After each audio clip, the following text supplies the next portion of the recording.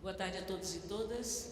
E vai ser um desafio para essa mesa. Somos 6, como vocês estão vendo, e só temos 2 horas para discutir um tema cada vez é mais atual, mais presente, mais necessário a discussão e a compreensão dos trabalhadores do que significa a violência moral no ambiente de trabalho. Principalmente depois de todas essas colocações que hoje pela manhã todos nós ouvimos, assistimos e todos esses dias aí. Eu só queria lembrar algum aspecto, até porque o Roberto Eluane, que é o primeiro a falar, e eu só queria lembrar que a violência moral, ela pode provocar lesões e traumas e agravos mentais, emocionais, espirituais também, por que não dizer assim, e pode inclusive levar à morte. Eu queria lembrar que a violência, quando nós a discutimos, sempre pensar que ela é histórica, que a violência é social, é política, é econômica, né? E a violência que nós vivemos hoje no mundo do trabalho é uma violência bem diferente, bem distinta da violência na época colonial, né? Então, esses aspectos históricos, eu acho que é importante nós ressaltarmos, até porque a violência, ela abrange todos os segmentos, todas as categorias de nossas sociedades, não só no Brasil. Vocês estão vendo aqui 4 países nessa mesa: Brasil, Cuba, Costa Rica e México, e não é à toa. Hoje, praticamente toda a América Latina tem se voltado a discutir essa questão tão antiga e tão presente nos dias atuais. E eu queria colocar como último aspecto aqui, essa minha fala muito rápida, porque eu não vou mediar, porque não vai dar tempo, vou simplesmente coordenar o tempo de cada um, mas que a violência, quando nós lidamos com ela no mundo do trabalho, é uma falsa ideia de alguns quando acham que ela é uma violência em consequência da personalidade. E aí, ao longo dessas falas, vocês vão compreender, vão entender porque eu dou ênfase a esse aspecto, ressaltando que a violência não é uma questão de personalidade. A violência tem causalidades muito mais fortes, muito mais objetivas, mesmo quando ela se manifesta nas relações sociolaborais ou, poderíamos dizer, interpessoais. Dentro dessa tentativa de discutir, eu queria dizer aos presentes, me desculpem, mas nós só temos 15 minutos, talvez nem tanto agora, tá? Com a minha fala, pouquíssimo tempo, 2 horas somente para 6 pessoas, então vai ser de fato um desafio, mas eu creio que nós, como somos da linha de combate, como todos que aqui estão, acho que a gente vai conseguir esse desafio. Eu passaria a palavra ao professor Eluane, para que possa fazer algumas considerações sobre as questões aí da organização de trabalho. Por favor, Eluane. Bom, uma boa tarde a todos, a todas. Eu estou tentando me arranjar aqui, foi feito uma espécie de andaime, tentando me arranjar aqui. E eu quero começar agradecendo a Maria Maeno, ao Fundacentro, pelo convite. Eu acho que efetivamente trazer a discussão no momento pelo qual nós passamos aqui no Brasil, todos nós brasileiros, um momento de, eu não diria crise, mas que nos exige uma reflexão, já é meritório. Eu acho que mais do que nunca a academia, os institutos de pesquisa, os sindicatos, enfim, todos aqueles que se preocupam, eu não digo que o Brasil pode parecer um pouco patriotado, mas que se preocupam com o povo brasileiro, todos aqueles que se preocupam devem se unir para que efetivamente nós possamos ter um futuro e não um passado, não digo nem mais presente. Quando eu conversei com a Maria Maeno, quando eu conversei com a Margarida, nós julgamos interessante tentar colocar alguns pontos, o tempo é muito exíguo, mas tentar colocar alguns pontos que nós julgamos que são essenciais, dentro de 15 minutos, no atual contexto, tá? Então me perdoe a celeridade, mas é a tentativa só da gente tentar realçar o que é mais importante. A primeira ideia que eu acho que surge é a questão do trabalho remunerado. Eu acho que a mesa anterior, inclusive o pessoal de manhã, já colocou essa questão de uma outra forma. A questão, o trabalho remunerado, ele está em crise.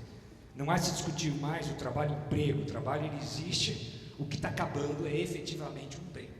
Né? São as condições decentes que dão à pessoa, inclusive, a sua identidade como trabalhador, a sua identidade como cidadão.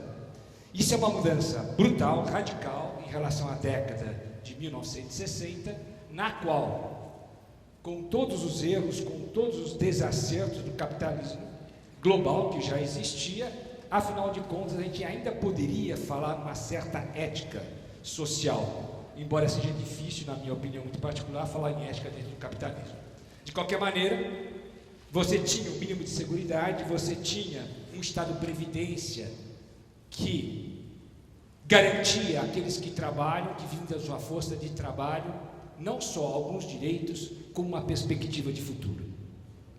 A partir da década de 1980, o que nós vemos internacionalmente?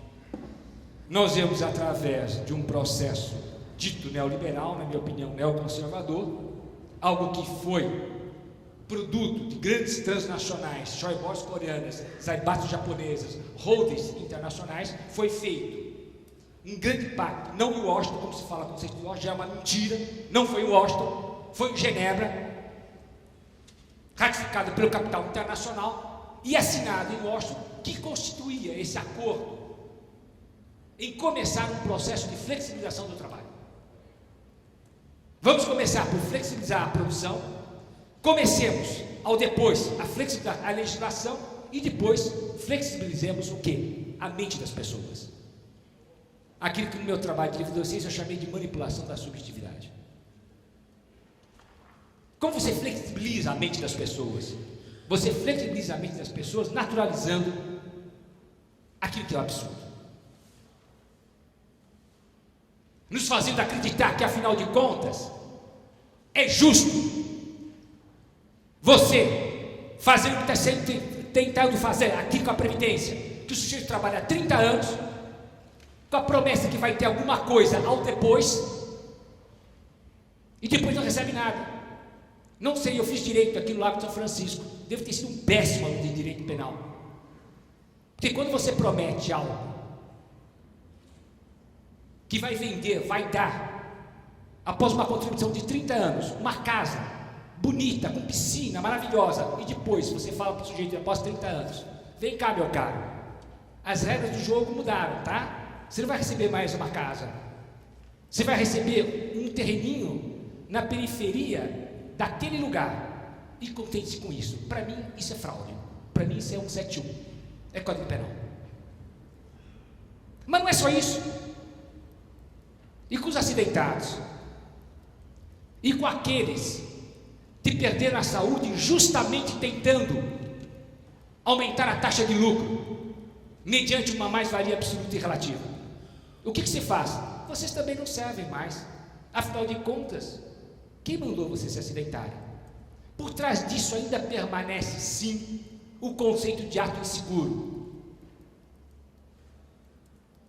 Um conceito elaborado por mentes doentias, por pessoas que julgam que, afinal de contas, um trabalhador, para receber uma droga de uma indenização, é capaz de arriscar a própria vida, é capaz de arriscar o dedo, a mão, a perna, seja lá o que for. Isso é absolutamente primitivo. Mas essa flexibilização a qual eu me referia é justamente aquela que nos faz acreditar que isto é natural, que isso pode existir, que direitos instituídos e constituídos pela maioria são rasgados. Isso sim é flexibilizar as nossas mentes, mas mais do que isso é flexibilizar os nossos corações. E é por isso que hoje nós temos, pela lógica do capital financeiro que se alastrou, se disseminou em relação ao capital produtivo, e dentro da própria universidade, se prefere, afinal de contas, trocar um trabalhador de 50 anos por um de 25. Ele tem maior capacidade de trabalho, ele é mais resiliente, palavra da moda, maravilha. Ele é capaz de virar 14, 15, 16 horas e achar que aquilo é natural. Ele, afinal de contas, abandona a família, conceito totalmente ultrapassado. Imagine, para quê? Isso é flexibilizar as mentes. Mas não é só isso. Nós jogamos com medo das pessoas, com medo que a classe média tem de ser, entre aspas, rebaixada. E jogamos com a falsa ilusão da classe trabalhadora de que algum dia ela irá ascender à classe média e talvez, quiçá, chegar à classe dominante. É isso que eu chamo de manipulação das mentes e da subjetividade das pessoas. Foi isso que foi forjado na década de 80 nos países de capitalismo central, principalmente a mando do capital financeiro, deixar muito claro, e que chegou no Brasil na década de 90. Mas afinal de contas, essa exploração se faz sentir nas coisas mais comezinhas, por qualquer pessoa que viaje, por exemplo. Você vai ao aeroporto, hoje em dia, você imprime a sua passagem, e agora, novidade, você pesa a sua bagagem, coloca na esteira e logo, brincava com a Margarida, logo nós estamos o quê? Reabastecendo o avião. Ou seja, você trabalha para as empresas, e isso nos é vendido como modernidade, como um grande progresso. Idiota, você está trabalhando para nós. É mais ou menos isso.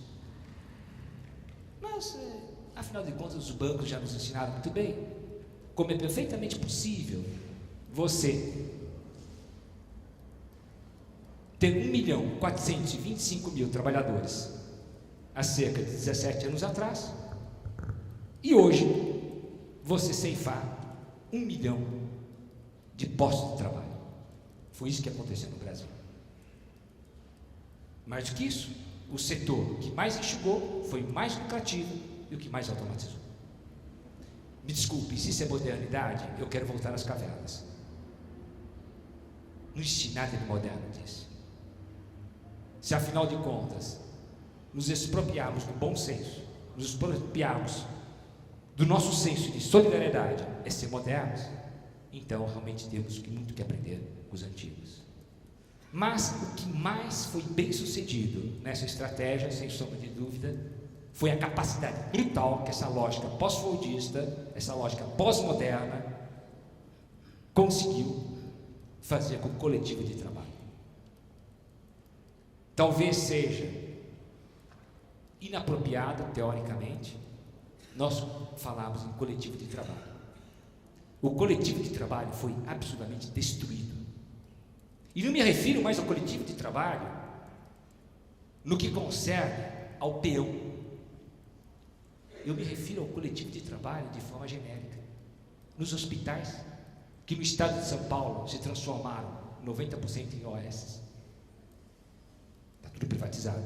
A própria universidade, a qual pertenço há quase 3 décadas,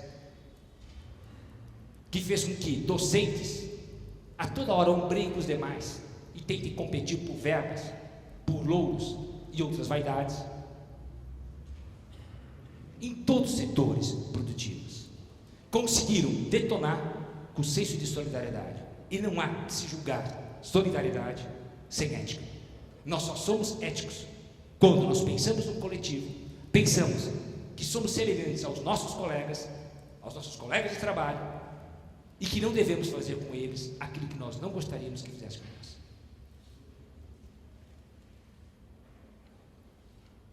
Falarmos em ética no ambiente de trabalho, e cada vez mais se faz isso, é falarmos, talvez, numa certa ficção científica.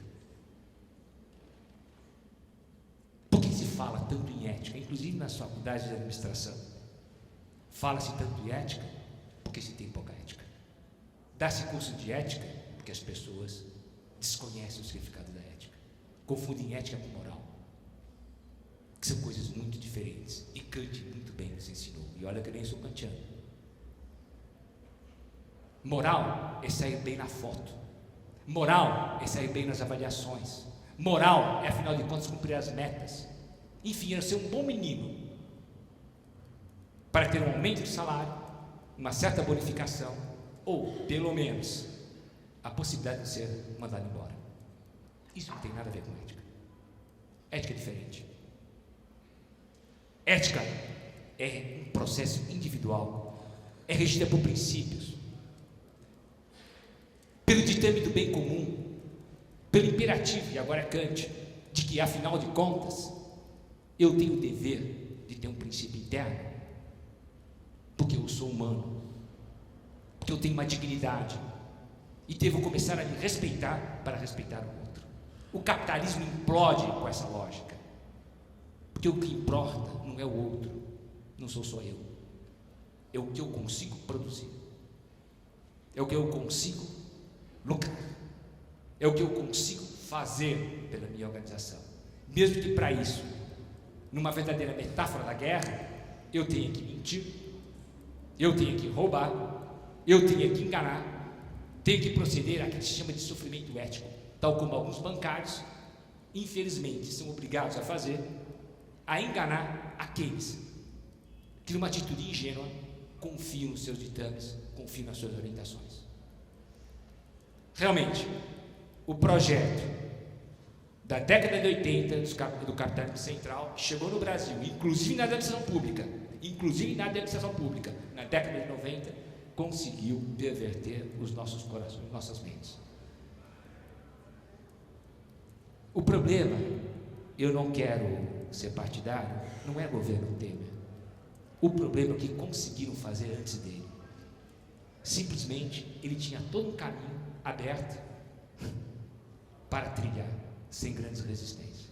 Compete a nós, efetivamente, tomarmos esse caminho, mas uma outra direção. Muito obrigado.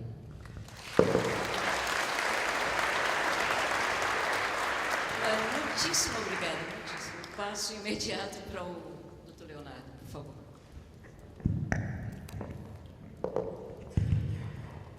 Boa tarde a todas, a todos. Inicialmente, eu gostaria de agradecer aos organizadores do evento, em especial a Fundacentro, na pessoa da doutora Maria Maeno, a Lau, a Abrat, aos demais organizadores pelo convite.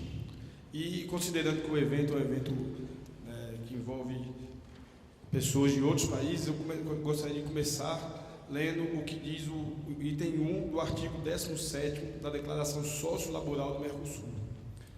Todo trabalhador tem o direito de exercer suas atividades em um ambiente de trabalho sadio e seguro, que preserve sua saúde física e mental e estimule seu desenvolvimento e desempenho profissional. E gostaria de fazer isso para lembrar a todos que não é só a Constituição do Brasil, no seu artigo 1º, inciso 4º, no seu artigo que trata da dignidade da pessoa humana, no artigo 170, que trata da valorização social do trabalho, no inciso 22 do artigo 7º, que trata da necessidade de redução dos riscos à segurança e saúde dos trabalhadores, do artigo 196 da Constituição, mas existem vários outros textos legais, dentre os quais o citado aí, artigo 17º da Declaração Sociolaboral do Mercosul, a Convenção 155 da Organização Internacional do Trabalho, vários compromissos internacionais do nosso país para que a saúde física e mental dos nossos trabalhadores sejam protegidos. E esse aviso é importante para alertar aqueles que pretendem simplesmente riscar essas normas protetivas de nosso país, que nós não podemos fazer isso, inclusive para não passar vergonha junto à comunidade internacional, porque é isso, infelizmente, que vai acontecer caso alguns projetos de lei, algumas propostas que têm aí se discutido no Congresso Nacional sejam aprovadas. Nós não podemos aceitar isso, né? É importante destacar, eu gosto sempre, quando eu falo do Ministério Público do Trabalho, de falar um pouco da instituição. O que acontece hoje no nosso direito laboral, e conforme já foi muito bem destacado por outros palestrantes, especialmente na tarde de ontem, não existe a estabilidade no trabalho. A maior flexibilização de todas já foi feita desde a década de 60, e hoje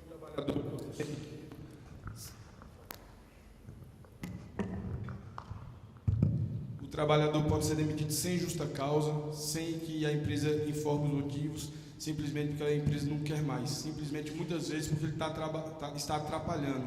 Porque eu particularmente cheguei à conclusão de que não existe demissão sem justa causa. Sempre existe um motivo pelo qual a empresa quer demitir. Ela simplesmente não precisa informar qual é esse motivo, e essa demissão ela é tarifada. E considerando a ausência de estabilidade da grande maioria dos nossos trabalhadores, eles não têm, infelizmente, o direito de resistência. Existe o direito de resistência na lei, mas ele não existe na prática. Por exemplo, eu nunca vi um trabalhador que se recusou a fazer horas extras, mesmo considerando que aquelas horas extras, aquela quantidade excessiva de sobrejornada, estava colocando em risco a sua saúde, a sua vida e, em alguns casos, inclusive a vida de terceiros. Então, por conta disso e por conta da impossibilidade dos trabalhadores exercerem de forma individual a defesa de seus direitos, tem a importância do Ministério Público do Trabalho para que ele possa judicializar determinadas questões. Destaco sempre que a possibilidade de judicialização das questões coletivas não é exclusiva do Ministério Público do Trabalho. Ela também é uma atribuição das entidades sindicais, de outras entidades, para que possa questionar a violação dos direitos trabalhistas. E chamo da minha atenção que hoje os direitos trabalhistas, nesse atual momento, eles são muito diferentes daqueles direitos trabalhistas que ocorriam, por exemplo, há 20 anos atrás, quando eu comecei a advogar.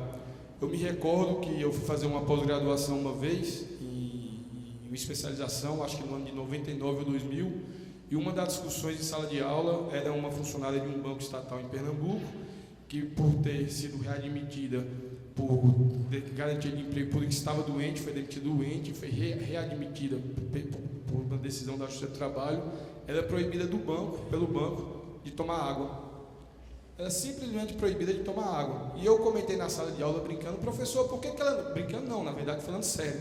Professor, por que ela não entra com ação, a reclamação trabalhista, para tomar água? E quando eu falei isso, todo mundo riu. Caraca, não pode, é só hora extra, faz FCC, o professor olhou. Por que não? Hoje o direito trabalhista, felizmente, ele é muito além do direito de cobrança de fundo de garantia, férias, 13º. E aí entra em especial aspecto, considerando o tema do seminário, o direito a que todo trabalhador tenha condições saudáveis de segurança, de higiene, de medicina, de saúde no trabalho.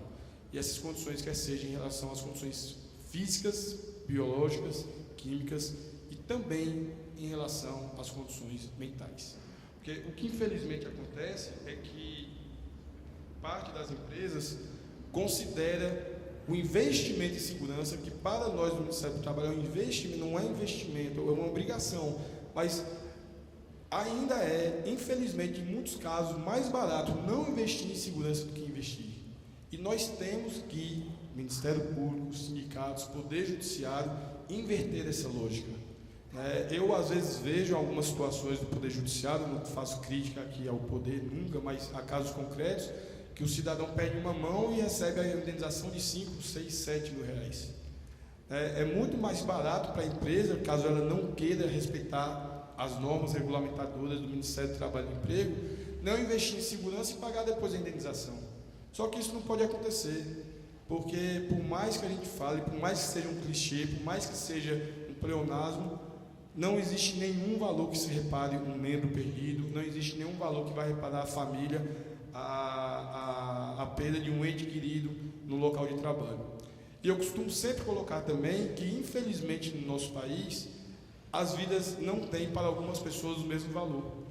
Uma pessoa de classe média alta, de classe alta, eu não estou nunca, lógico, é traumático também, mas que sofre um assassinato na rua, a sociedade vai enxergar isso como algo muito mais, digamos assim, com muito mais terror, muito mais preocupação do que um elevador, por exemplo, que caiu lá em Salvador com 8 trabalhadores, porque o elevador na construção civil não estava em condições adequadas e morreram 8 trabalhadores.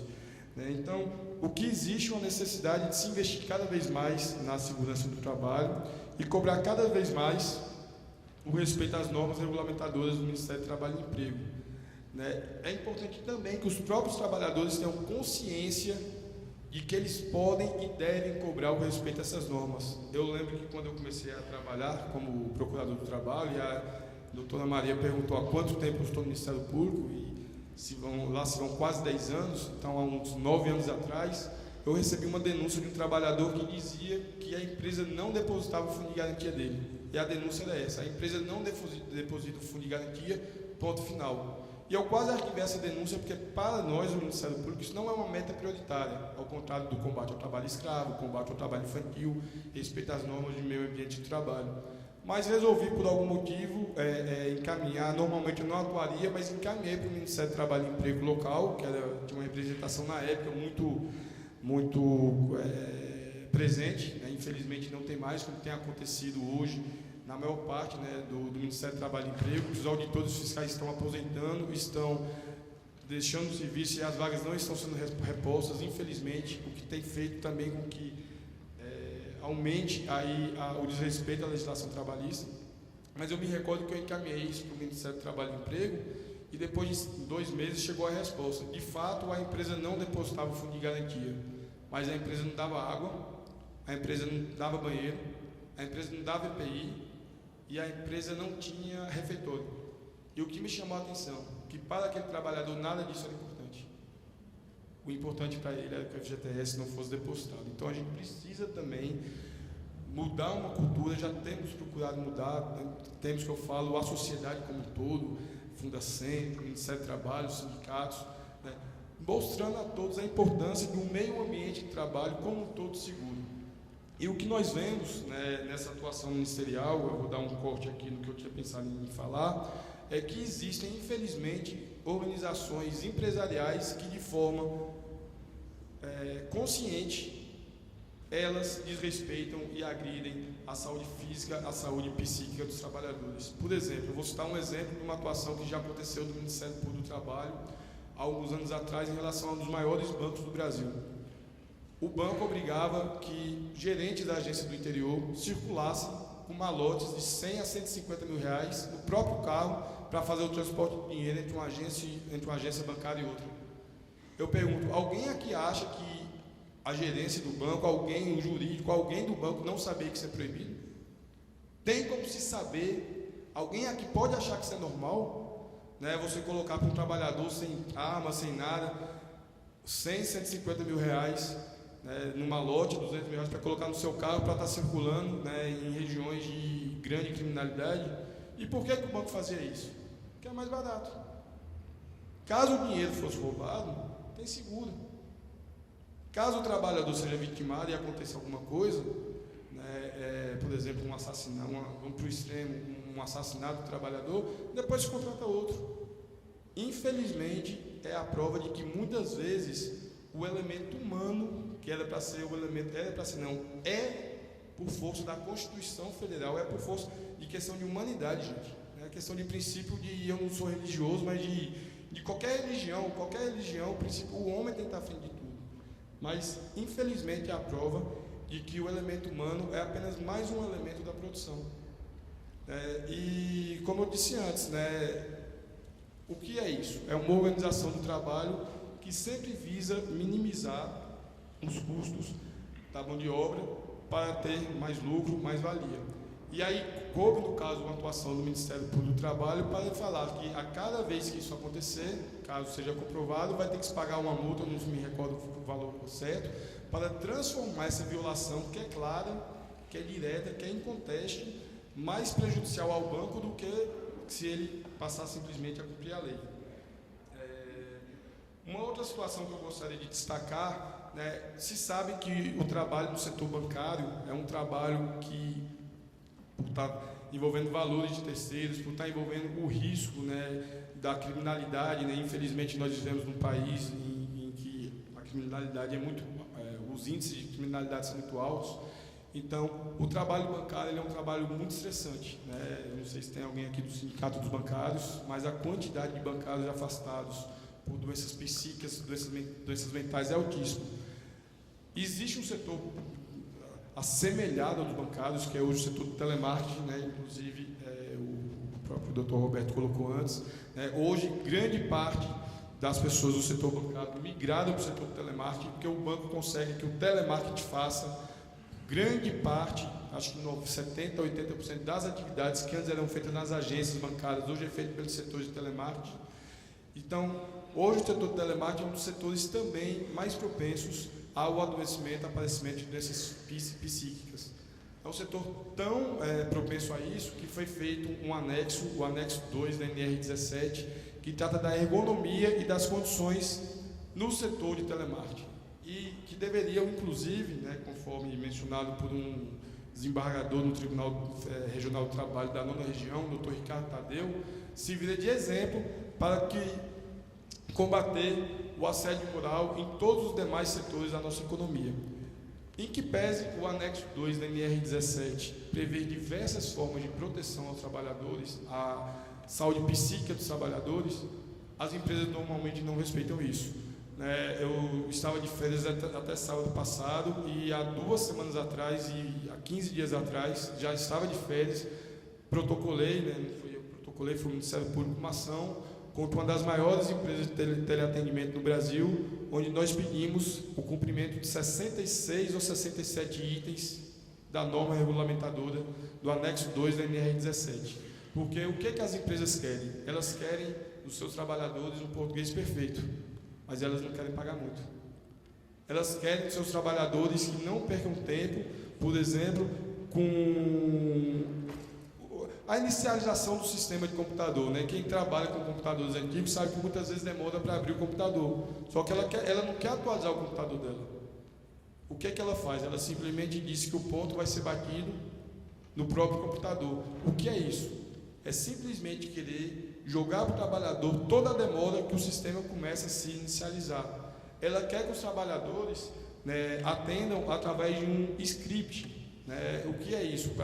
Muitas vezes eu conversando com alguns colegas, algumas pessoas não conseguem perceber o tanto que isso é nocivo.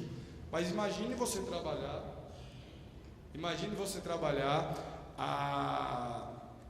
tendo que trabalhar 6 horas por dia, tendo que apenas ler aquilo que a empresa determina que você leia. Então, são essas algumas situações que dizem respeito aí, que eu gostaria de demonstrar da atuação do Ministério Público do Trabalho. Existem outras, depois que acabar meu tempo, eu vou ainda hoje, se alguém quiser conversar aí fora comigo, eu estou à disposição, mas vou ter que encerrar porque o tempo é curto, Tinha mais alguma coisa para falar, mas quem tiver interesse depois, quiser anotar meu e-mail, leonardo.mendonca@mpt.mp.br. E aí, quem quiser depois continuar o debate, eu estou à disposição. Muito obrigado.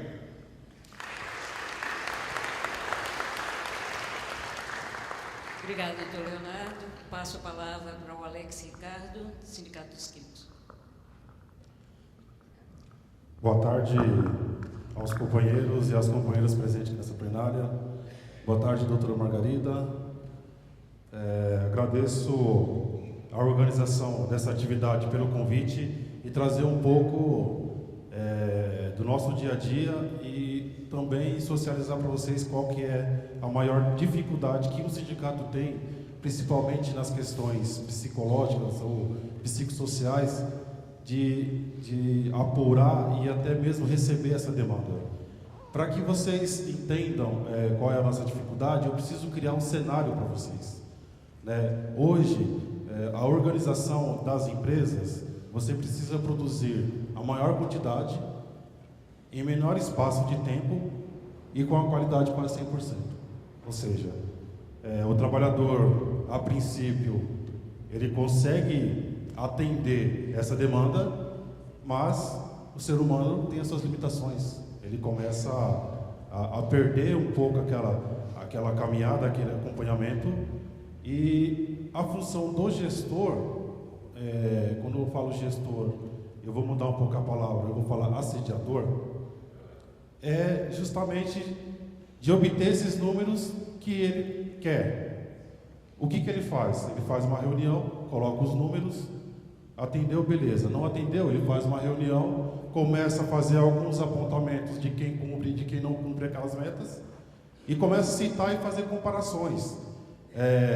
Indivíduo X conseguiu produzir, consegue fazer, quando nós chamamos para a hora extra, vem, cumpre com suas funções, indivíduo Y não cumpre, e começa a colocar dentro do próprio ambiente de trabalho esse clima de acirramento, começa a criar uma discórdia entre os trabalhadores e entre as trabalhadoras, ao ponto de chegar quem foi assediado também se tornar um assediador.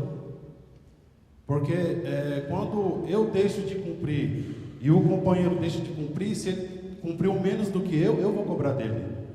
Isso muito está ligado também à questão de remuneração.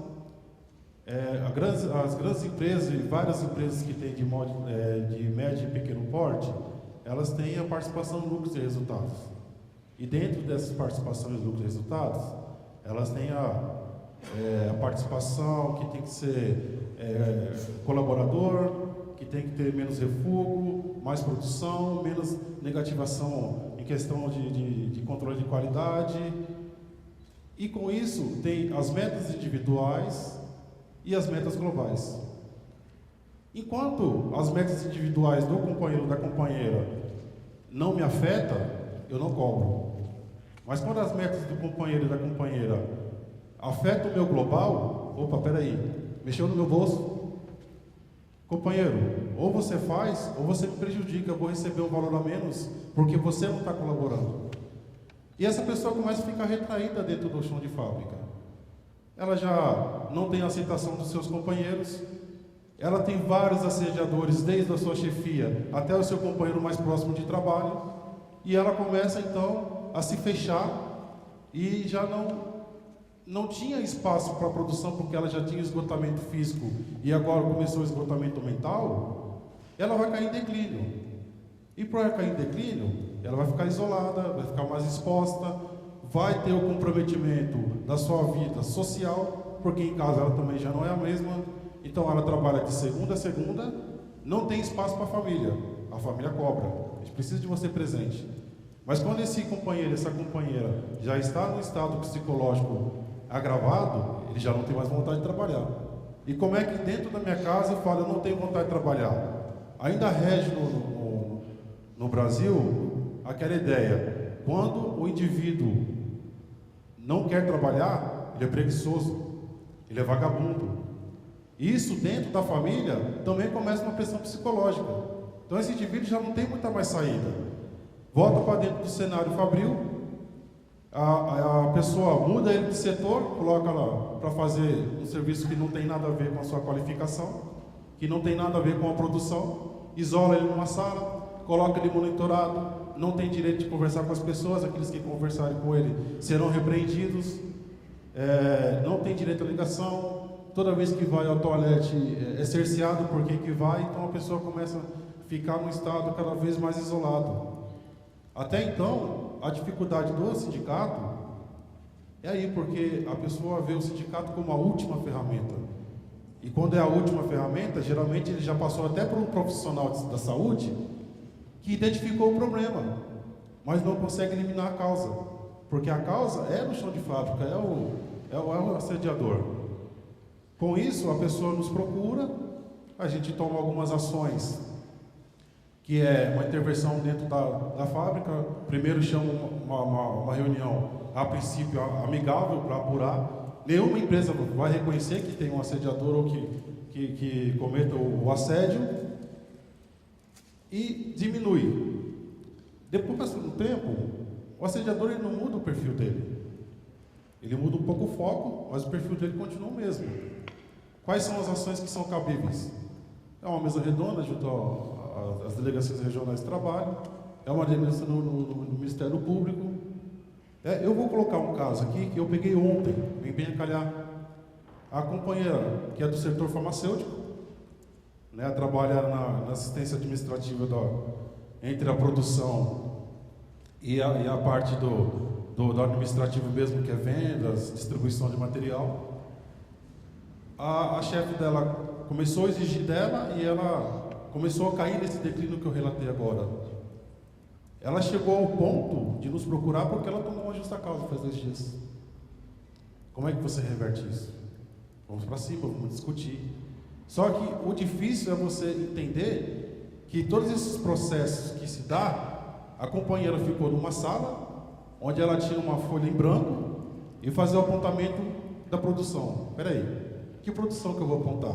Eu não estou na fábrica, eu não tenho contato com a produção. Até então ela tinha uma sala, tinha uma mesa, tinha uma cadeira, podia ir ao banheiro, limitaram o banheiro, tiraram a mesa, tirar a cadeira e falar para ela: se você quiser continuar trabalhando, tem aquela lixeira, você pode sentar nela. Então, é uma fase que a pessoa já perde o valor moral. Para ela é um lixo, ela vê as pessoas como inimigo, procuram o sindicato, mas com uma extrema desconfiança, porque ela não confia nem em si mesma, né? Se ela passar perto da sombra dela, ela vai olhar para a sombra e vai achar que a sombra também vai acometer ela, o que está deixando a moral dela baixa. E esses são os casos que chegam ao sindicato. Tem alguns resultados? Tem alguns resultados. Tem algumas parcerias que, ao longo dos anos, nos deram gratos resultados. Está aqui a doutora Margarida, que no ano 2000, ela fez um acompanhamento de mais ou menos 2.074 trabalhadores, de 97 empresas, a qual ela conseguiu identificar, dentro do nosso ramo, que é plástico, química, farmacêutico e cosmético, que é gritante o assédio moral. Ela fez um trabalho de grupos, onde as pessoas vinham para discutir, para tentar amenizar aquele sofrimento que ela passava. Agora eu pergunto, essa é a forma que as pessoas vendem a sua mão de obra?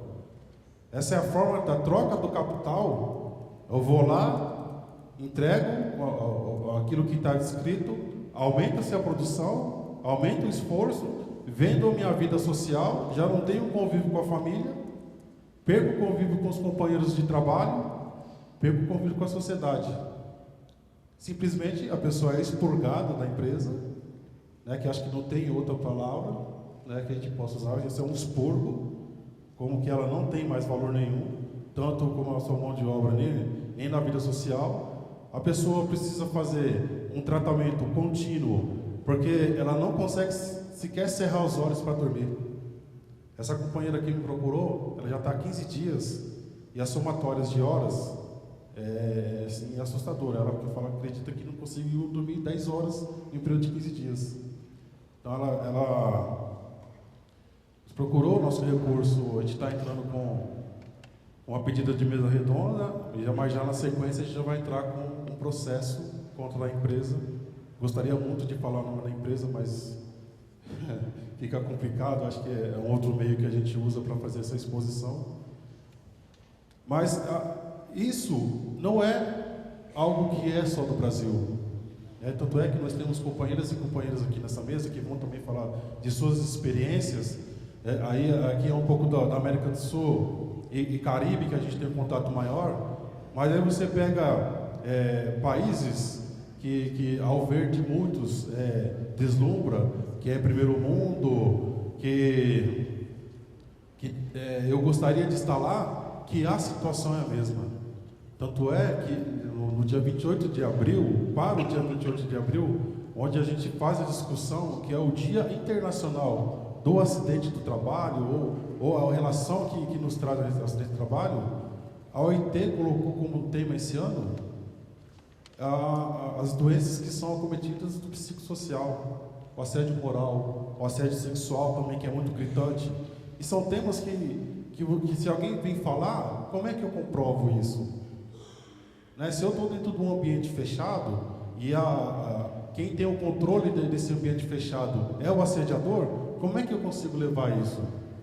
Né? Por outro lado, se eu consigo fazer uma gravação, se eu consigo fazer um relato de quem passou por isso daí, como é que eu consigo incluir isso como uma prova cabível para a punição de quem está assediando? É um tema muito difícil. Por outro lado, as pessoas que são encaminhadas com esse problema de saúde para os órgãos que é o INSS, como é que eu comprovo lá se não é uma coisa visível? Não é uma mutilação, não é algo que eu olho para a pessoa e falo assim, nossa, visivelmente você passou por isso. É algo que está afligindo essa pessoa, que está reclusa dentro de si, que muitas das vezes as pessoas voltam para casa sem uma resposta positiva, porque você não consegue, evidentemente, comprovar o que você está passando. Aí o que acontece? Ela volta para casa, tem a cobrança novamente em casa, porque ela não conseguiu o seu benefício, e ela também não pode voltar ao trabalho, que é o causador do seu problema. O que a gente faz nessa situação?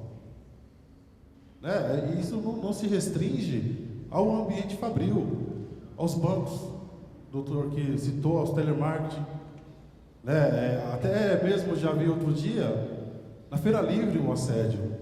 Mas o que acontece muito na Feira Livre é o assédio sexual. Às vezes, por um tom de brincadeira, as mulheres são assediadas porque, de repente, foi com um decote um pouco... para mim, decote é decote, pode ser aberto, pode ser fechado. Acho que a mulher é dona de si. E ela, não por isso ela tem que ser ofendida ou ela tem que ser assediada. Então você começa a acompanhar que a sociedade brasileira, e não a sociedade brasileira, e sim a sociedade mundial, mas eu falo muito da sociedade brasileira, ela por si só é uma assediadora. Até mesmo dentro de órgãos que defendem essas causas, você às vezes pega um ponto de assédio.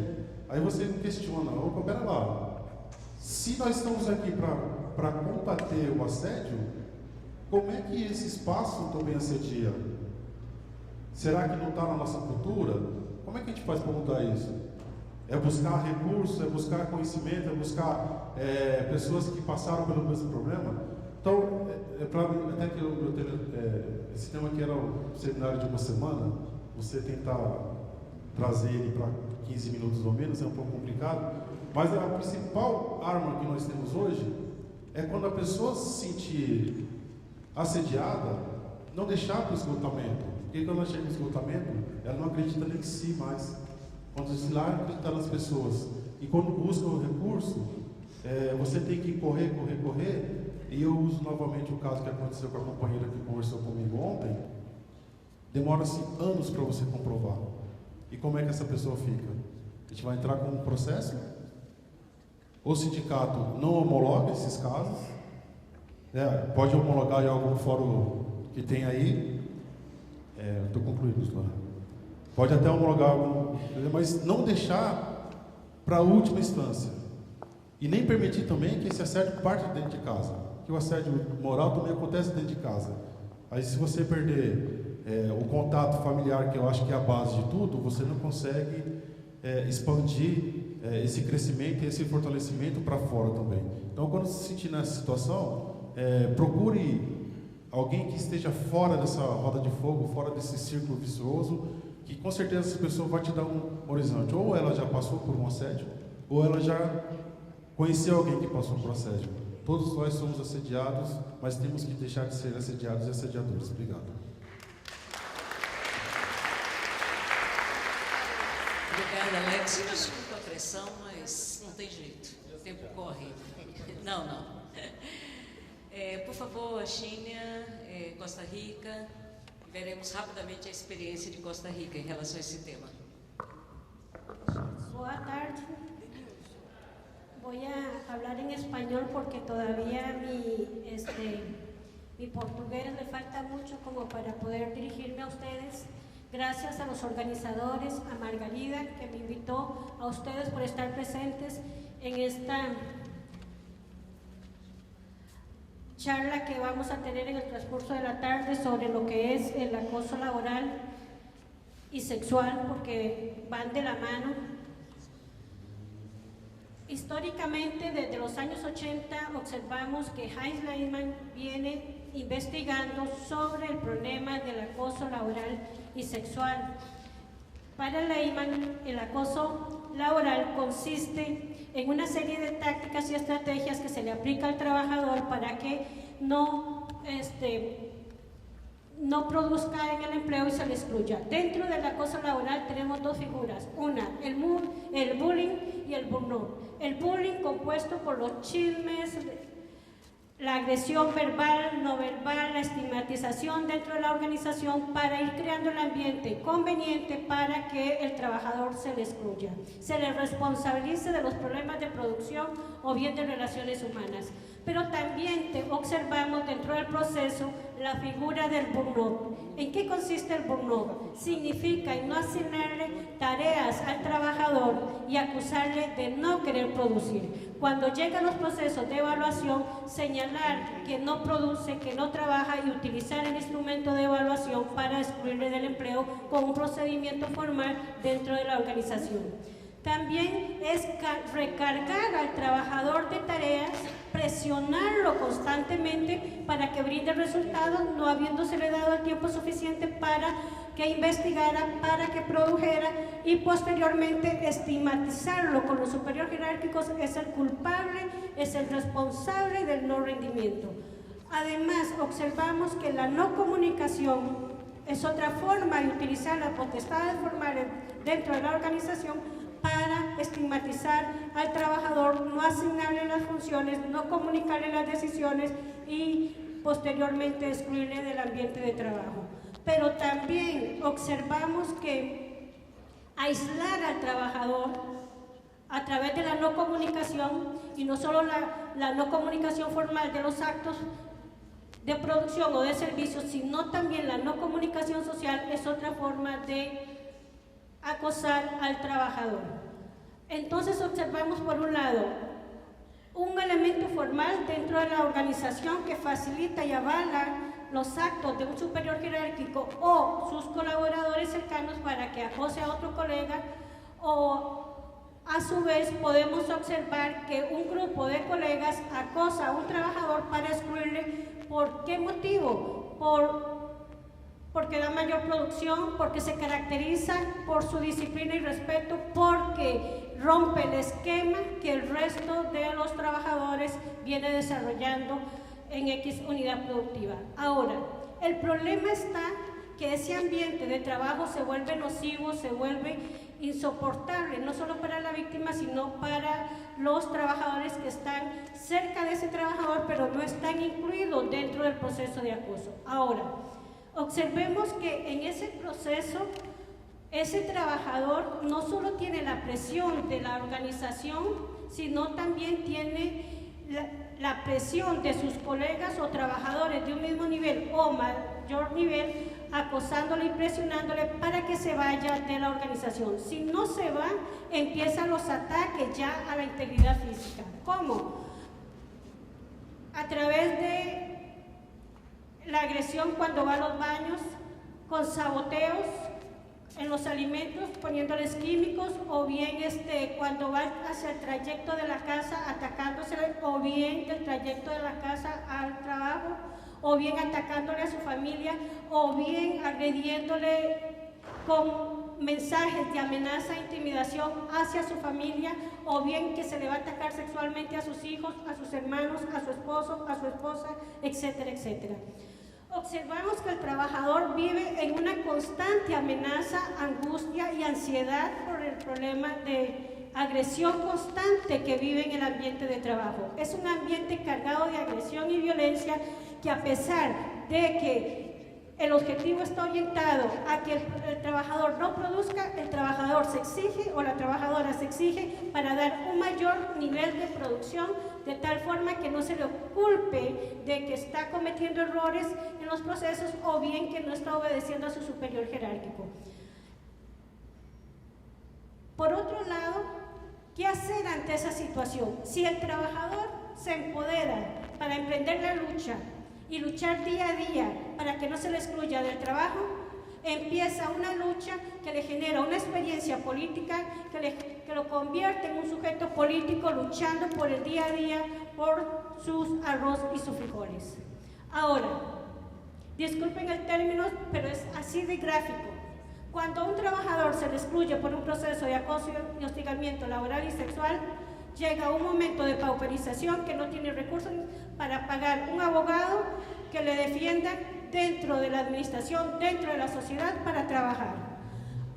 Si este trabajador, como les decía anteriormente, decide defenderse de ese proceso, empieza la lucha constante para surfear y estorfiar cada táctica y estrategia que se le aplica día a día para excluirle del empleo.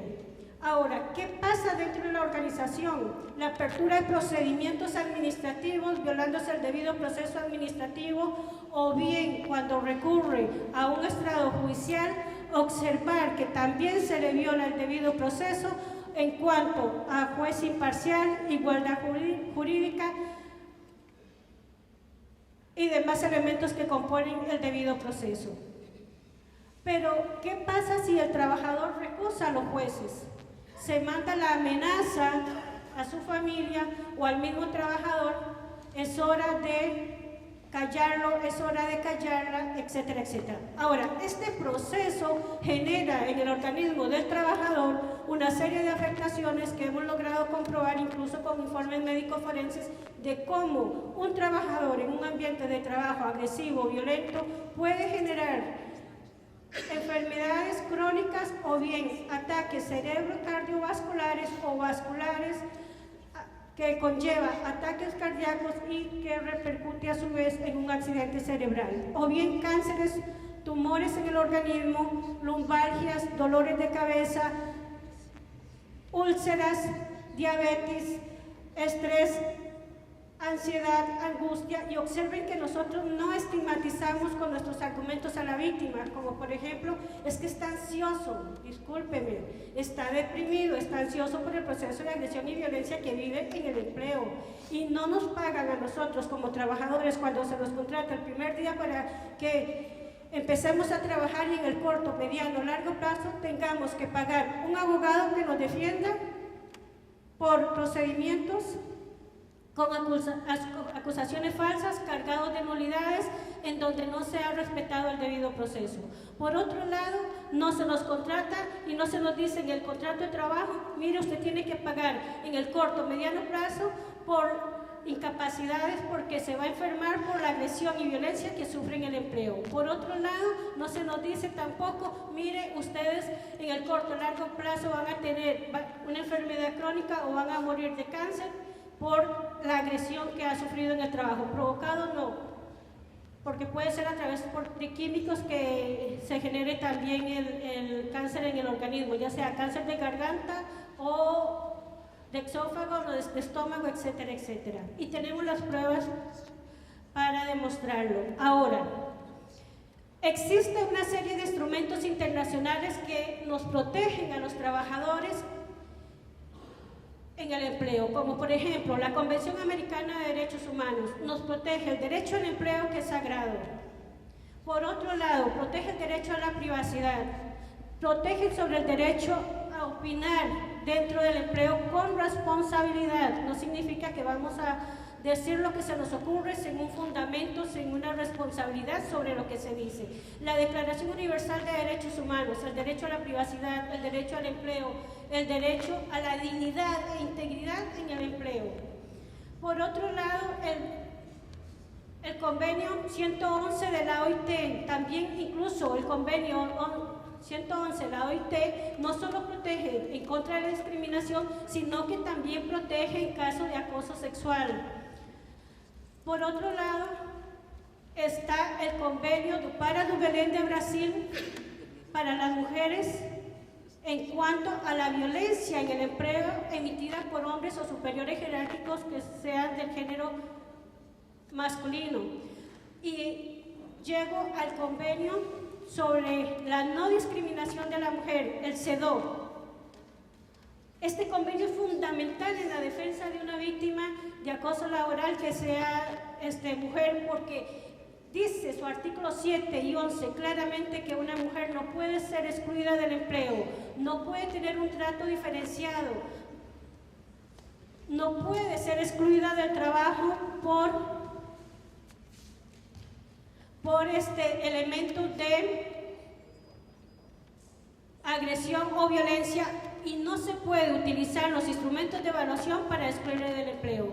¿Qué les quiero decir? Que existen instrumentos a nivel internacional que se pueden aplicar para la defensa del trabajador o la trabajadora, e igualmente existen a nivel nacional una serie de normas y procedimientos que se pueden aplicar en la defensa de una víctima de acoso, hostigamiento laboral y sexual. Y voy cerrando con los siguientes argumentos. El acoso sexual va de la mano del acoso laboral. ¿Por qué? Porque podría darse el caso de que el compañero le cede a su superior jerárquico, la compañera le cede a su compañero jerárquico, pero resulta que una vez que se dieron al chantaje sexual, los empieza a presionar y a presionar y a presionar con las tácticas y estrategias que se componen el bullying y el burnout para decirle al resto de la organización es que es improductivo, no produce, tiene problemas de relaciones humanas, es conflictiva, cuando en realidad hubo un chantaje sexual que fue satisfecho y que posteriormente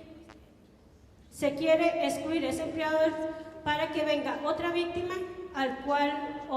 u otra víctima para que satisfaga sexualmente, o bien en unos casos graves que tenemos allá que los jefes pidieron pagos sexuales a la familia de la víctima, hasta de niños, elementos que están en los tribunales. Muchas gracias y disculpen lo rápido que les hablé, pero el tiempo...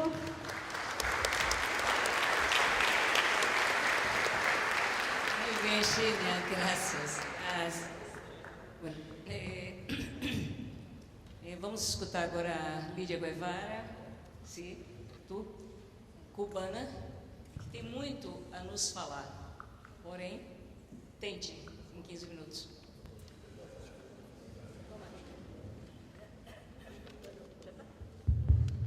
Buenas tardes a todos y a todas. Primero quisiera hacer un reconocimiento a 3 personas que han logrado que quien está hablándoles en estos momentos haya podido participar en los 4 congresos. Se trata de Luis Salvador, de María Maeno y de mi querida Margarida Barreto. Entonces no quisiera perder tiempo para poder explicarles a ustedes algo que traía con el interés de compartir después en una discusión, que es que la discriminación laboral abre las puertas a la violencia en el trabajo. Y se trata de 2 temas muy importantes, las igualdades y las diferencias, y la desigualdad y la discriminación. El principio de la igualdad, ¿qué nos dice? De que hay que tener una igualdad de trato y oportunidades para todas las personas con independencia de la situación en que se encuentren, sin ningún motivo lesivo a la dignidad humana. Y como ustedes verán ahí, son todas las personas que se pueden considerar diferentes en una relación de trabajo. Las diferencias no se pueden utilizar como base para un acto discriminatorio ni para distinguir personas en una relación laboral. Se acepta una distinción o una preferencia cuando se le cuando se le habla de la llamada discriminación positiva, y aún así es peligroso utilizarla porque los que son diferentes sufren ante la situación de preferir una u otra persona en el trabajo. Tan malo es querer hombres solamente como distinguir a las mujeres y evitar la presencia de hombres en el trabajo o de otras personas. La discriminación se le llama a todo motivo carente de justificación en el trabajo. No importa las listas que lo integren, porque todos los convenios y las llamadas definiciones constitucionales de los países traen una lista de discriminación por raza, sexo, edad, opinión política, religión, y se quedan latentes otras nuevas formas de discriminación en el empleo. Por tanto, la discriminación genera desigualdad. Son pares en estos momentos en que el acto discriminatorio conduce a un trato desigual de la persona humana en las relaciones de trabajo, y que esto se da cuando pretenden acceder al empleo o hacer cualquier cambio en su relación laboral, como ascensos, promociones, solicitudes, como pueden haber aquí, de salarios, aumentos salariales, y por tanto se produce la inequidad salarial, las preferencias de personas por grupos, el desconocimiento de las competencias de estas personas y la desigualdad de oportunidades. Entonces llegamos al otro par, que son la discriminación contra la violencia, o la discriminación abre las puertas de la violencia. Es un supuesto de violencia como fenómeno multifacético de carácter social, económico, político, y que puede ser de cualquier tipo. Lo mismo es doméstica, intrafamiliar, que económica, que estructural, que empresarial, que entre personas.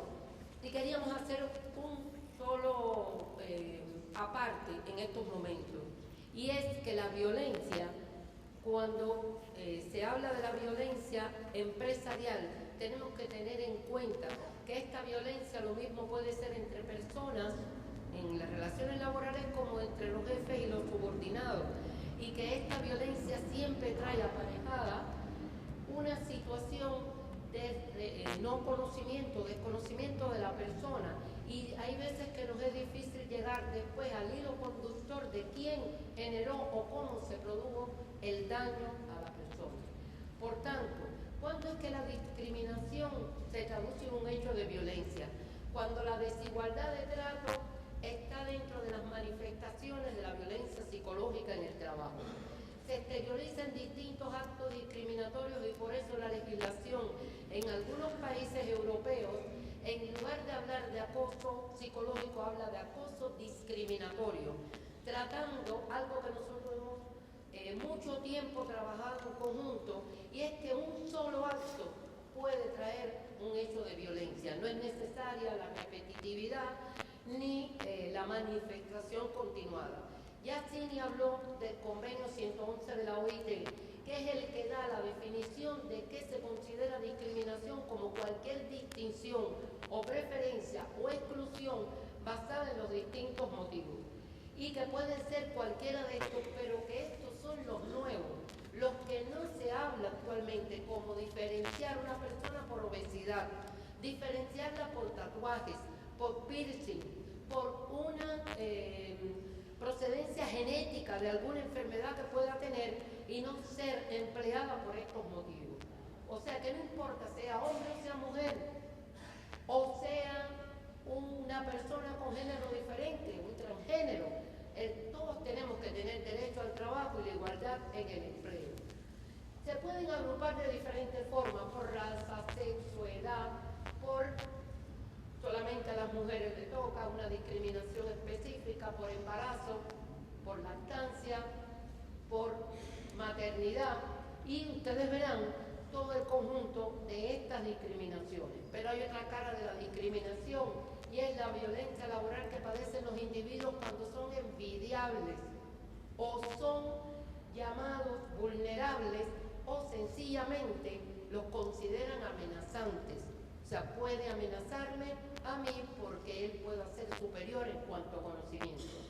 ¿Qué debe hacer el Estado? Adoptar medidas de carácter administrativa, legislativa, judiciales, de cualquier tipo. Porque, como decía Martin Luther King, no me duelen los actos de la gente mala, me duele la indiferencia de la gente buena. Un derecho no es algo que alguien me debe dar, un derecho es algo que nadie tiene derecho a negarme. Por eso se le llama derechos y no favores. Y quería concluir mi intervención. No me han podido ni llamar un minuto. Por lo siguiente, este año un líder mundial cumplió 90 años, Fidel Castro. Y Fidel Castro dijo un término que los cubanos desde hace 16 años utilizamos para definir el concepto de revolución.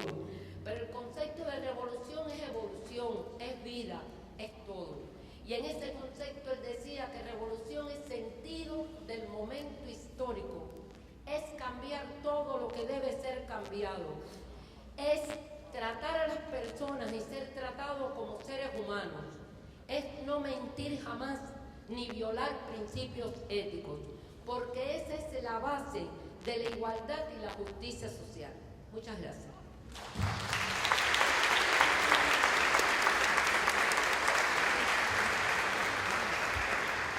Bueno, gracias Lidia, compañera. Y paso ahora a mi querido compañero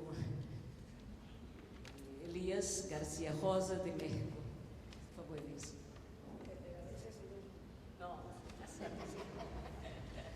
Bueno, buenas tardes. Me toca a mí cerrar la mesa, simplemente para recordar parte de lo que se ha comentado ayer, hoy por la mañana, y con los compañeros de esta mesa también que me han antecedido. Tenemos problemas comunes en América Latina. Se ha dejado ver ampliamente la problemática que vivimos en el mundo del trabajo, una problemática donde la desregulación, la flexibilización, la tercerización están haciendo actos de presencia, pero no tan solo ya ahora como figuras de acompañamiento, sino como figuras predominantes en el derecho del trabajo de América Latina. Comentábamos con algunos compañeros el caso de que esto no es nuevo, dado que incluso, yo recuerdo el caso de Argentina particularmente, hemos visto que en Argentina han traído abogados laboralistas españoles, que es donde empezaron a manejar muy ampliamente esa flexibilización laboral, y los traen como asesores, y están ellos trabajando precisamente para deformar el derecho latinoamericano. O sea, yo doy como punto de referencia el caso de Argentina, pero han estado actuando en toda la América Latina.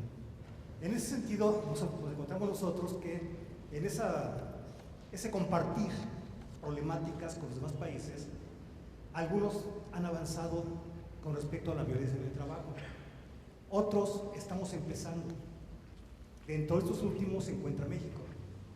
En México, concretamente, hablamos ahí nosotros de lo que es la violencia laboral y el acoso moral en el derecho del trabajo de México.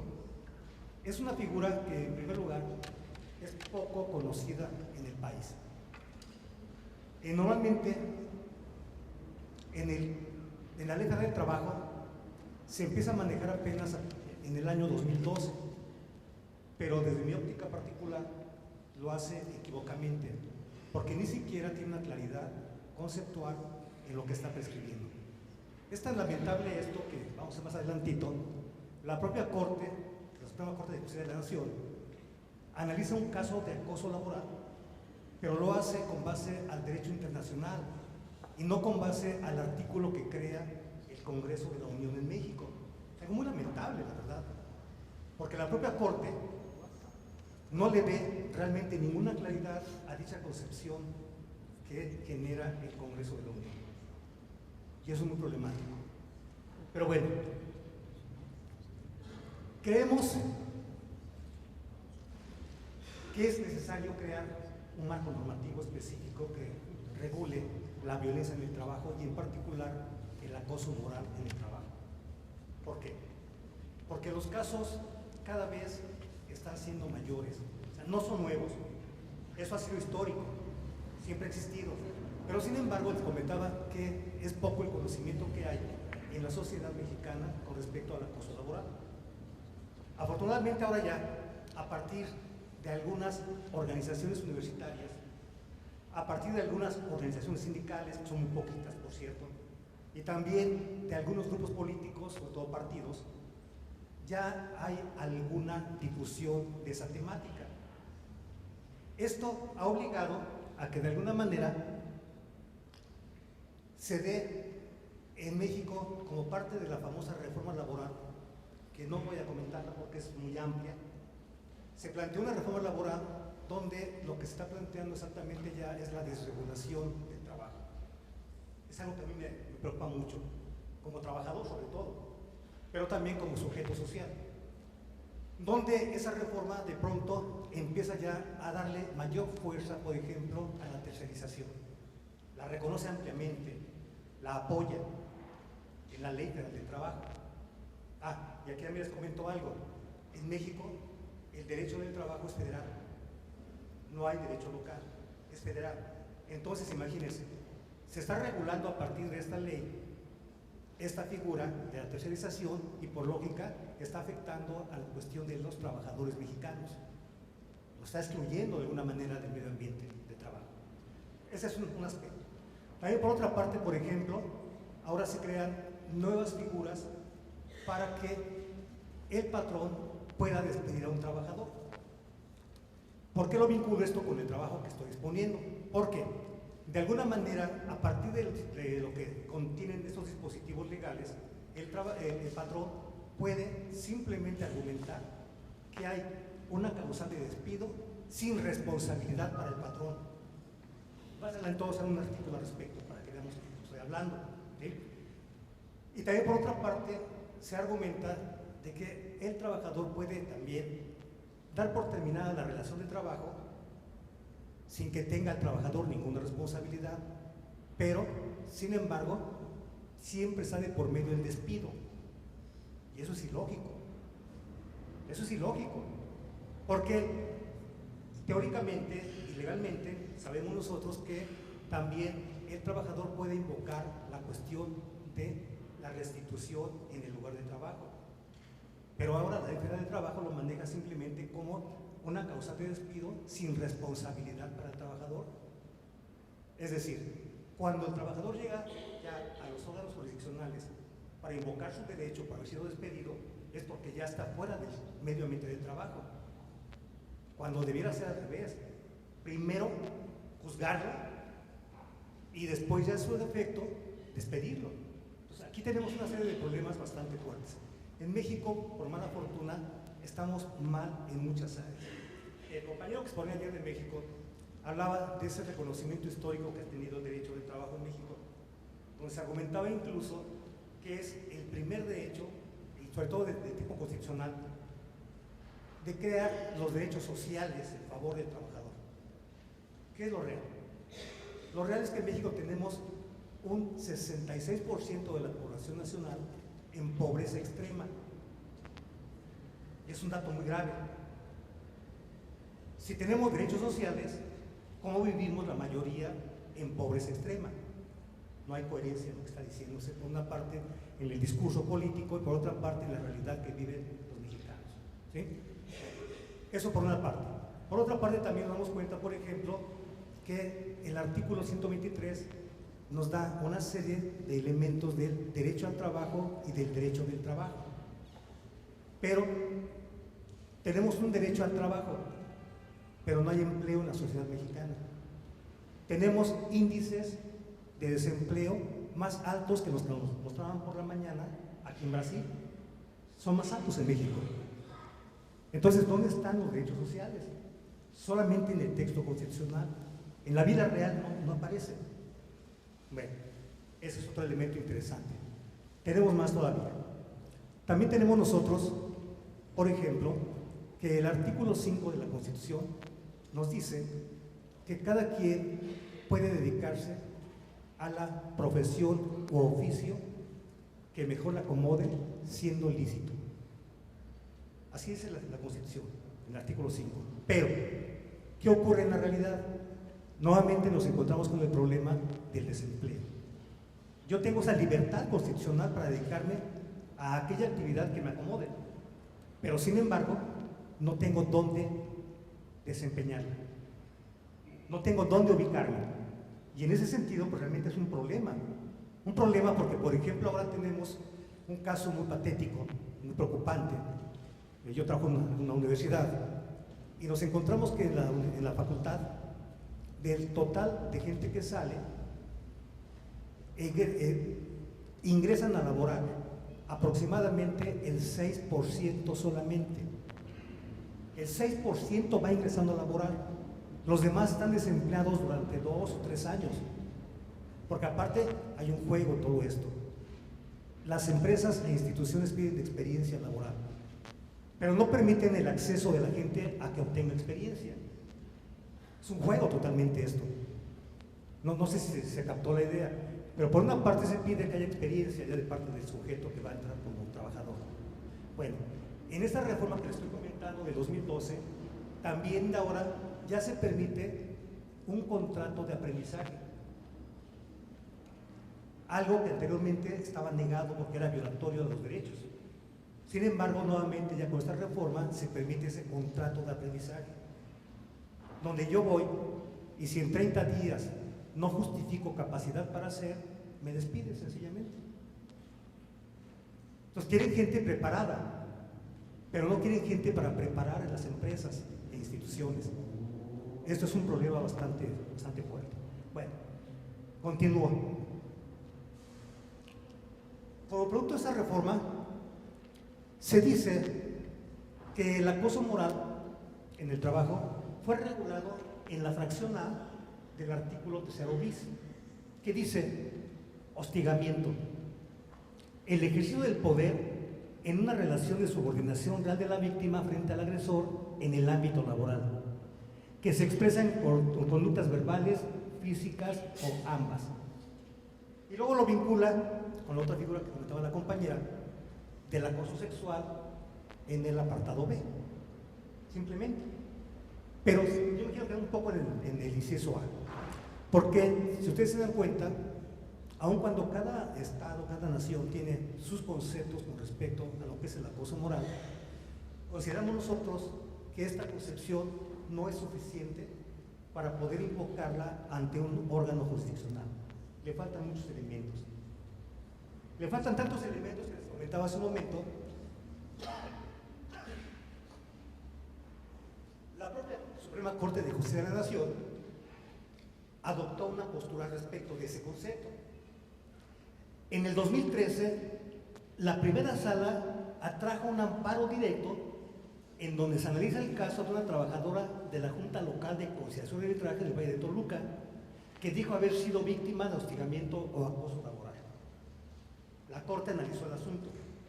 Al concluir el análisis del asunto, el Supremo Tribunal decidió no aplicar el artículo 3º bis de la ley laboral y, por lo contrario, fundamentar su quehacer en la legislación laboral en materia de derechos humanos, acorde con lo que se contempla en la reforma constitucional que al respecto se aprobó en el 2011.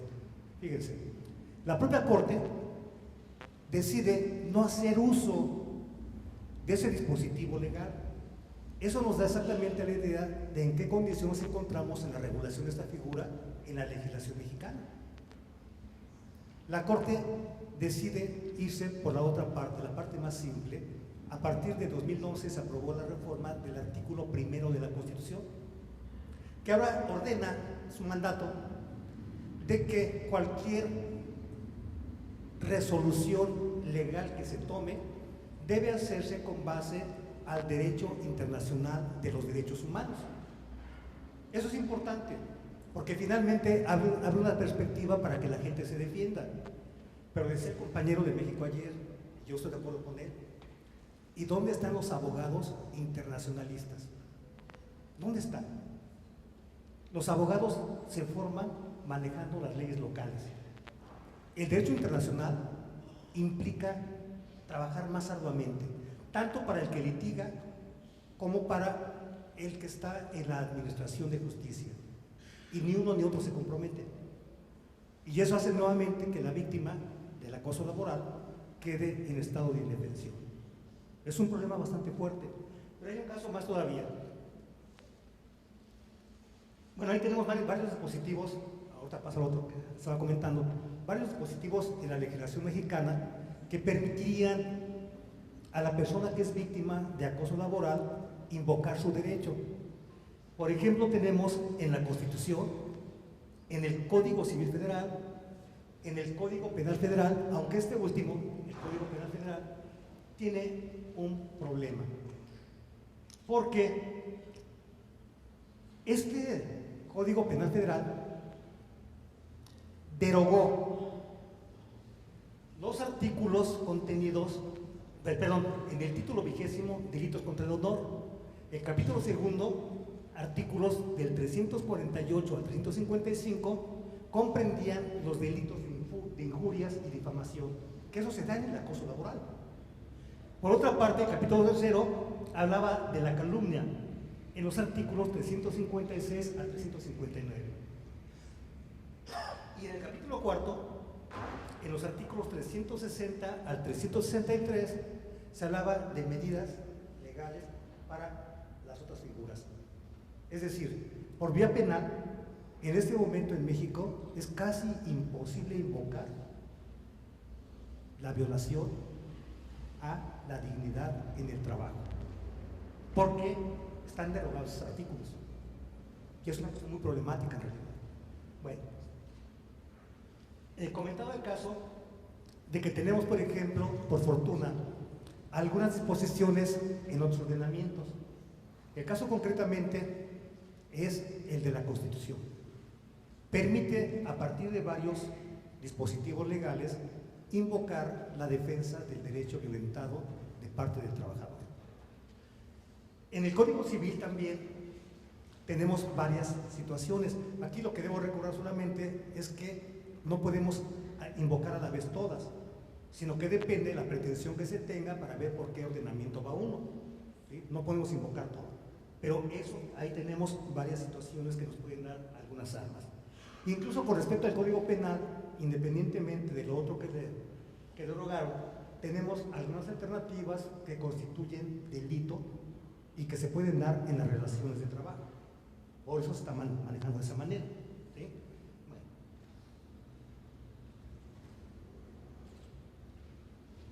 Tengo aquí el texto del artículo 47 de la Ley Federal del Trabajo, que nos habla de las causas de rescisión de la relación de trabajo sin responsabilidad para el patrón. Y yo las veo con mucho cuidado, porque cuando las maneja el patrón, en cualquier momento puede invocar responsabilidad del trabajador, pero no de él. ¿Sí? En ese sentido, por ejemplo, incurrir el trabajador durante sus labores en faltas de probidad o honradez, en actos de violencia, amagos, injurias. Fíjese, injurias está mejor en la ley laboral y no en la ley penal, cuando el tratamiento es totalmente distinto en una parte y en otra. ¿Sí?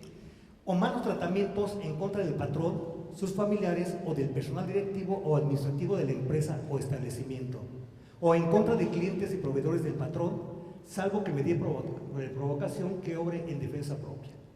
Segundo, este está muy interesante: cometer el trabajador contra algunos de sus compañeros cualquiera de los actos enumerados en la fracción anterior. O sea, arriba es contra el patrón, sus familiares o los clientes del establecimiento. En esta otra figura nos habla ya directamente de el acoso entre trabajadores. Ahí lo está contemplando, pero nunca dice que es acoso. Aquí lo que estamos haciendo solamente es una interpretación de la ley para poder aplicarla en la defensa del trabajador. Solamente lo que está pasando ahí. ¿Sí? Bueno.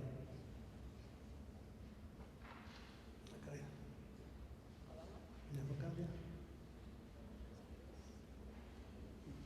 No, yo soy rico. Ahí tenemos más. Ya. Bueno, ahí tenemos otras causales posibles que habría que ver también y que en cierto momento el patrón puede emplear directamente contra el trabajador. Es una cuestión de interpretación, que quede bien claro. El derecho es interpretativo siempre, y ese es un caso más precisamente. Aquí lo importante realmente también es saber, de parte del litigante, de que representa al trabajador, en qué términos debe manejar su defensa, qué debe argumentar para defenderlo. Luego tenemos otro artículo ahí, que es la parte contraria. Es el artículo 51, que dice: son causas de rescisión de la relación de trabajo sin responsabilidad para el trabajador.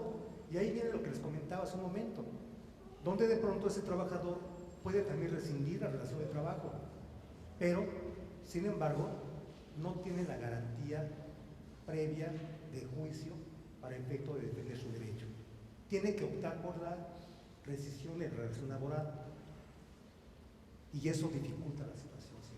De ahí la necesidad que se plantea de que se regule ampliamente la figura del acoso laboral. Sea de antemano, lo hemos discutido siempre, que no podemos pensar que incluyendo en la ley se acabe la práctica de un comportamiento determinado. No se va por ahí. Pero también sabemos nosotros que cuando está en la ley nos da elementos para la defensa, y es lo que se está pregonando, que se contemple legalmente con el propósito de que el trabajador no quede en estado de indefensión ante un comportamiento que no cesa, que por lo contrario crece cada vez más. Esa es la idea fundamental de todo esto. Gracias.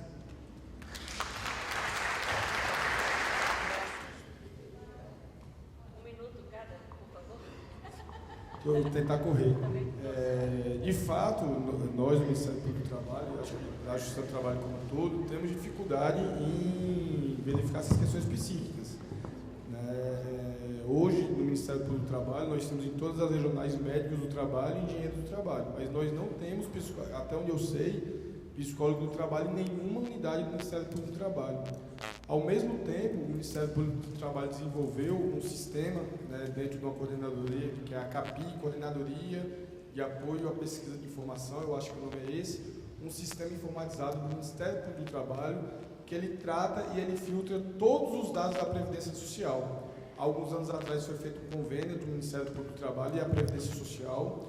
A Previdência Social repassou toda a base de dados que ela tem de afastamentos para o Ministério Público do Trabalho, até porque o Ministério Público tem acesso a qualquer banco público ou privado de informações, e com base nisso foi feito um sistema informatizado do Ministério Público, né, para tratar melhor esses filtros. Então nós vamos começar a atuar agora com base em dados da Previdência e dados, digamos assim, objetivos. Por exemplo, né, a gente está pensando dentro do Ministério Público do Trabalho, inclusive a gente tem uma parceria muito forte com a AGU, está aqui o doutor Fernando Maciel, que é da Advocacia Geral da União, por conta das ações regressivas, e nós no Ministério Público do Trabalho, em relação a não só doenças psíquicas, mas em relação a outras doenças, nós estamos pensando em entrar com ações que seriam mais ou menos o seguinte: causa pedir e seguinte pedido. No estado de São Paulo, por exemplo, a média de afastamento psíquico por empresa é de X por um grupo de 1.000 trabalhadores. Sua empresa adoece 5 vezes mais. Então, sua empresa tem algo errado. Você, em um ano, vai ter que baixar esse nível de adoecimento sob pena de pagamento de pesadas multas. Aí, o que eu vou ter que fazer, doutor? Divida. Quem tem que adotar as medidas necessárias para fazer o meio ambiente de trabalho ser adequado é a sua gestão de saúde, é a sua organização de trabalho. Então, com base nesse sistema de, digamos assim, de filtragem de dados da Previdência Social, a gente acredita que pode dar assim, grandes saltos por conta, inclusive, dessa dificuldade que a gente tem de não ter psicólogo do trabalho. Eu não tenho conhecimento nenhum de psicologia, não tenho conhecimento nenhum de medicina, eu sou formado na área jurídica, a gente procura aprender porque precisa, mas com base nessas informações, nesse, digamos assim, um tratamento melhor que está sendo dado aos dados da Previdência, a gente acredita que vai poder avançar bastante no combate, principalmente as questões da doença psíquica, porque é mais difícil da gente enxergar isso, visualizar, do que as outras questões.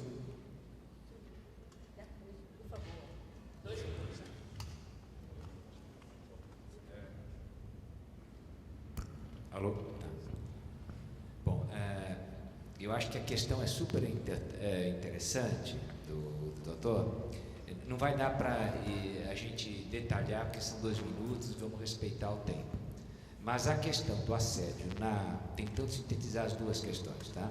A questão do assédio na administração pública, ela se torna cada vez mais, entre aspas, parecida com a da iniciativa privada. Por quê? Explicando. Margarida e eu, a gente está trabalhando junto nisso aí há mais de 17 anos, né, Margarida? A gente tem batido na tecla de que a questão do assédio moral não é uma questão individual, é uma questão que tem relação direta, íntima, osmótica com a questão da organização do trabalho. Não é Joaquim contra Maria, Maria contra Joaquim, não é nada disso. Essa conversa de assédio organizacional, assédio pessoal, é uma lorota que vem sendo articulada pelo grande capital, por intelectuais orgânicos, não quero falar o nome, a Maria sabe de quem a gente está falando, certo? Muito bem pagos, que tentam mostrar que tem um tipo de assédio que é da organização e outra é o assédio entre as pessoas, e que a maior parte do assédio é entre as pessoas. É tudo que qualquer advogado de porta de cadeia quer para falar que a organização não tem nada a ver com isso e que o problema é das pessoas. Então se demite o sujeito e a organização do trabalho fica igualzinha, ou seja, numa lógica escravocrata. É isso que nós temos que combater. Por que o assédio moral nas organizações públicas cada vez mais se torna semelhante das privadas? Porque o modelo é o mesmo. Cada vez mais empresas públicas, repito, a própria universidade, adotam modelos, técnicas, metas, pressupostos da área privada. Consequentemente, as pessoas se comportam como tal. Não é fazendo propaganda, mas vai ter uma discussão, mas já fazendo, no Sindicato dos Químicos, que a gente vai entrar em alguns detalhes sobre isso.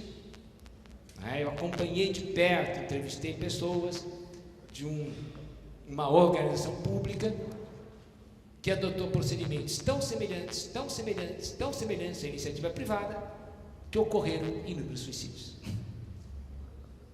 Ela foi privatizada, as mentes das pessoas foram privatizadas. Então a gente tem que tirar, eu não sei se eu respondi, mas a violência, ela tem várias manifestações. Uma delas é o assédio moral. quando a gente trata, avalia, remunera pessoas como se fossem máquinas, obviamente acaba tendo esse problema. As pessoas se comportam como tal. Então não é um problema individual, é um problema da organização e perante a justiça e é um preceito constitucional.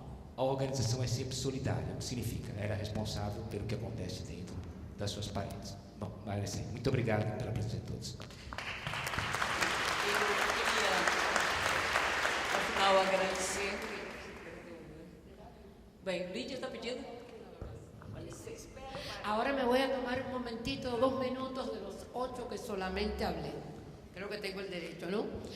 Entonces, quería completar algo de lo que dijo Eloani, que es muy importante.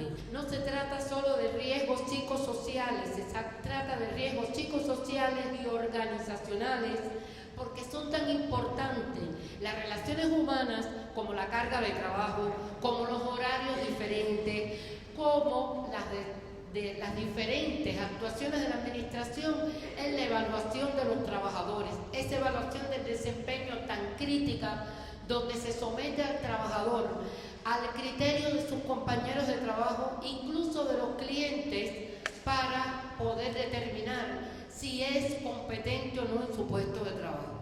Es importante que veamos que estas son cuestiones interrelacionadas, que la administración pública siempre se ha considerado el lugar más violento, pero eso sucede en Europa. En Europa es donde se tomó la administración pública y los primeros teóricos hablaban de eso. Pero en América Latina, la empresa privada, los bancos, cualquier lugar donde haya relaciones humanas y haya una organización del trabajo, puede haber hechos de violencia en sus diferentes manifestaciones. Y solo queríamos concluir con algo. En el año 2011, México fue el iniciador de un conjunto o de una red que le llamamos la Red Internacional Interamericana de Acoso Laboral e Institucional, la cual ha convocado 3 congresos ya, el primero en México, el segundo en Argentina 2013, el tercero fue en Florianópolis, Brasil, y el cuarto en 2017 le corresponde a Colombia. ¿Por qué señalo esto? Por la sencilla razón que todas estas cuestiones son de mejor tratamiento en un ambiente donde solo el tema a tratar es la violencia en el trabajo. Pero aquí donde ha sido tan pequeño el tiempo, en 15 minutos no ha dado la posibilidad que podamos ser más extensos en la explicación de esta temática. Muchas gracias. Bueno, gracias e agradeço a cada da mesa, a Chine, a Alexi, Leonardo, Elias, Eloane, Lídia, e queria nesse momento aproveitar para, pela camaradagem, pelo companheirismo de todos esses anos, fazer uma homenagem ao meu querido amigo Elias, mais do que um amigo, pelas lições, pelo exemplo, pela dedicação, pela paciência e principalmente pela amizade. O nosso muito obrigado, Elias. Saiba que na cabeça os ensinamentos borbulham e impulsionam a seguir em frente, superando os limites. Em nosso coração, a saudade precoce nos faz crer que nos encontraremos várias outras vezes com a mesma alegria de sempre. A você, querido amigo, nosso muito obrigada e passo a você, em nome da Rede Nacional de Combate ao Assédio Moral no Trabalho, né? E isso que está escrito na placa foi o que li. Graças.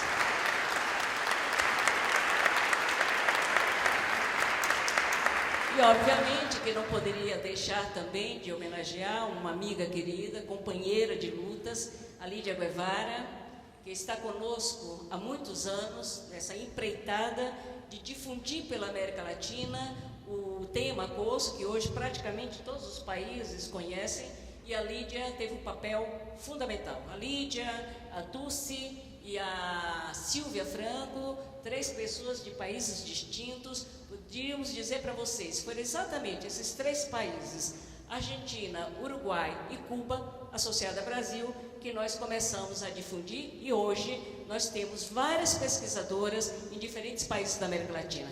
Então, Lídia, isso é uma pequena homenagem nossa da Rede Nacional, em que eu vou ler para vocês o que nós escrevemos. Nem sempre as palavras são suficientes para expressar a gratidão e o respeito que uma pessoa que sempre nos apoiou de forma incondicional na difícil tarefa de sensibilizar, divulgar, resistir e combater o assédio laboral em diferentes categorias, setores e países da América Latina.